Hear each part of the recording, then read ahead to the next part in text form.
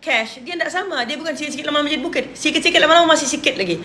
Tuan Puan tengok diri sendiri je lah. Daripada zaman dulu, berapa tahun Tuan Puan cuba untuk menabung dalam cash, untuk adakan saving 12 bulan gaji, akhirnya 3 bulan gaji pun dah dapat. Sebab apa? Sebab duit ni panas. Sikit-sikit lama-lama kekal sikit. Tapi kalau Tuan Puan mau jadi orang yang sikit-sikit lama-lama lebih tinggi daripada bukit, Tuan Puan menabung dalam emas. InsyaAllah, percaya saya cakap, sebab sudah banyak bukti. Okey, saya tunjuk Saya share testimoni tentang kejayaan-kejayaan mereka yang sudah simpan emas di bawah empire saya, dalam tim saya.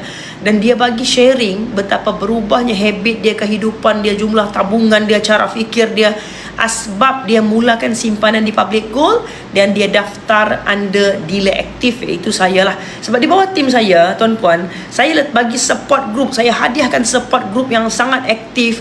Saya bagi Tuan Puan dapat akses kepada circle saya. Yang mana dapat akses kepada circle tu maksudnya Tuan Puan dapat join seminar yang saya buat, webinar yang saya buat, webinar dan seminar yang cikgu, guru saya buat, mentor saya buat, Tuan Puan dapat join.